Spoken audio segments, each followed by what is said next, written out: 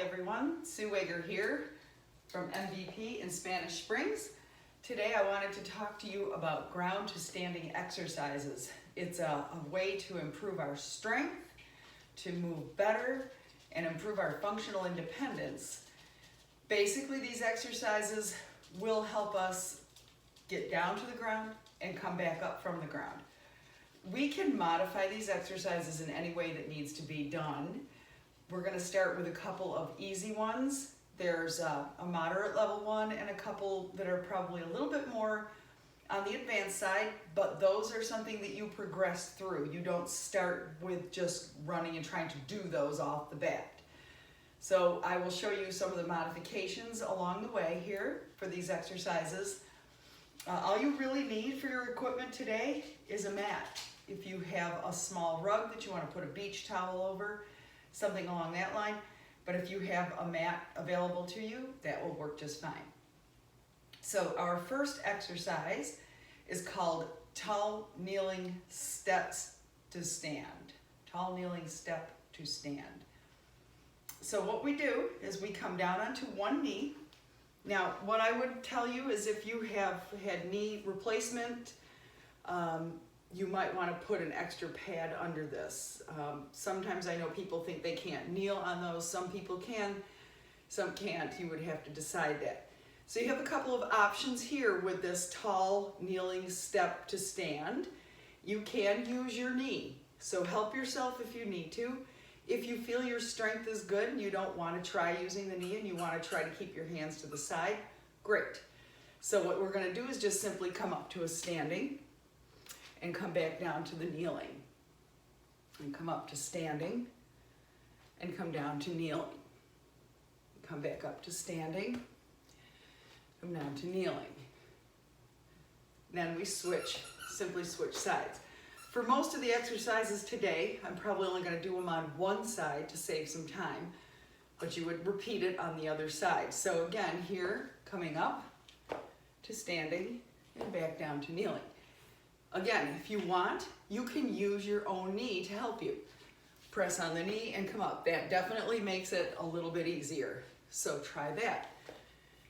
All right?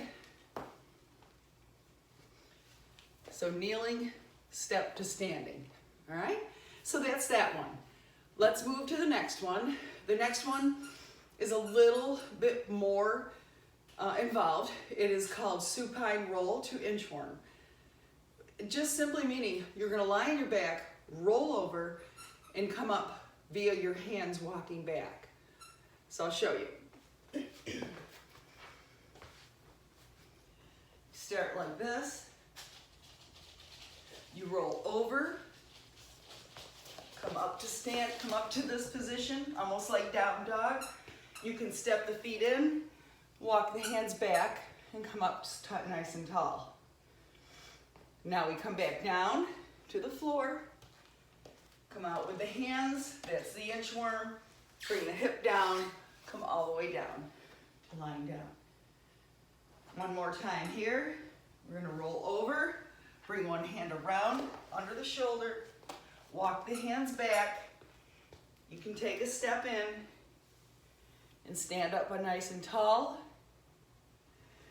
come back down. My assistant Molly has decided to help me in case I can't get back up, of course, and all the way down. All right, so that's supine roll to inchworm to stand from the ground all the way up. The next one we have is prone stand to statue. So basically with this one, prone simply meaning face down. So you come here, hands directly under shoulders. You bring one foot up, come right up to standing. Step back with the leg, come back down, and bring this back in. Switch to the other side. Molly, come all the way up and back down. All right, and back in. So stand to statue. You can bring a knee up when you come up to the stand. The statue part is to teach you a little bit better balance, so you can try that. In the meantime, now that one you may be thinking, wow, I don't know.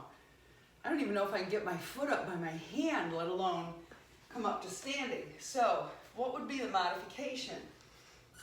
You could start here and bring a foot here. All right, and come up to standing. You see what I'm doing? The difference there is now I'm in the box position. I don't let my head hang. My head is back, shoulders pulled back and down. I step here and then come up to standing. And I come back down and back in. So I'll do the other side. Here, come up to standing. Back down to kneeling and back in. Maybe that's still too much. If that is still too much, a foot here. Just learn how to find this position here. Bring the foot back in. Bring it here. Now you're going to notice when you do this one, you're going to feel the hip open. It is a hip opening exercise designed to stretch you and increase the flexibility in that area. So don't be surprised when you notice that. So you can do that in levels. Start perhaps with just being on your hands and knees. Bring one foot up by the hand, bring it back into place.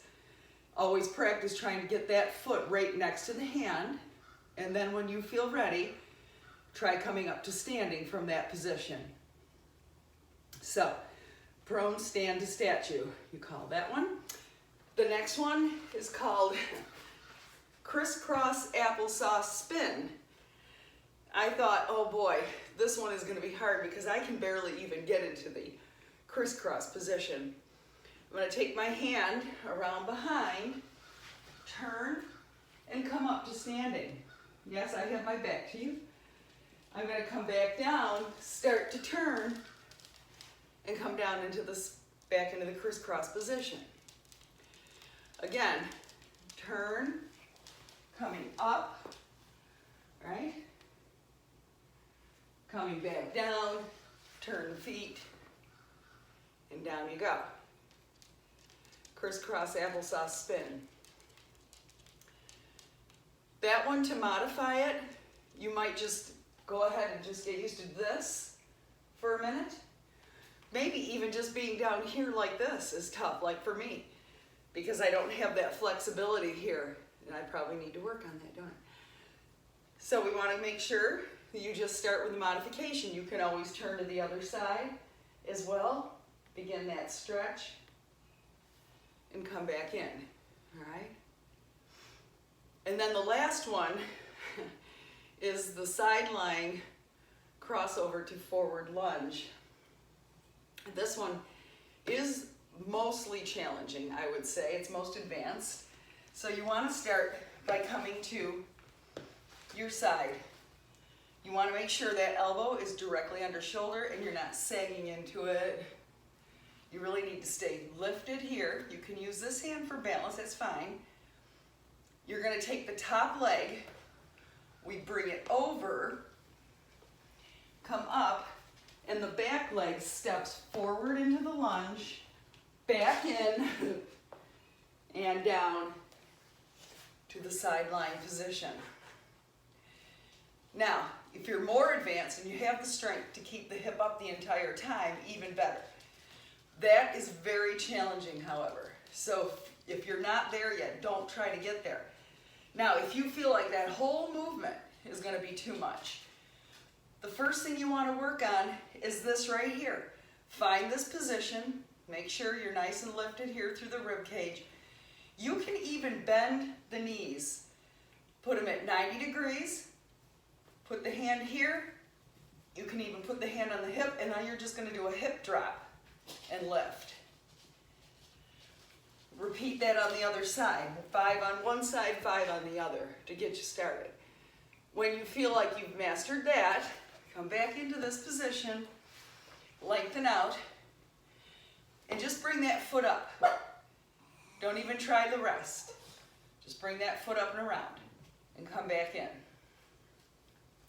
If you think you want to try it like this, you can. Okay, with the hip up off the floor. Again, these exercises, especially that one, you will need to progress through these. You can't just start off unless you've been working out for a long time and you've been maintaining this. The idea here is to help us get up and down off of the floor or ground easier. Think of it this way. Right now, many of us are alone in our homes. You may not have a second person. You may only have what I have. My assistants, Molly and Simba, walking around in here. They're not really going to help as much. Maybe you drop your readers on the floor and then they go under the coffee table, maybe a piece of your puzzle or a couple of pieces of the puzzle you're working on. Whatever it might be, you may want to get down there to find them. And you're not going to be able to do that if you don't practice that movement. Many people do have that fear about getting up from the ground. They can get down, but they don't always know how to get back up. Practice these exercises. You can choose, I would start with a couple of the easier ones. Do them daily, maybe 5 times on each side. If they're side to side, you want to try to practice from both sides to make sure you're equally as strong on either of those sides. And practice, and you'll notice after a while, you will get stronger and you will be able to do them better. I showed you some of the progressions, and you can modify any of those movements to make them work for you so you can get stronger in smaller increments and then build off of where you came from with that. So thank you so much for joining me today. I hope this was helpful. Stay safe, stay home. Take care of yourself. Thank you.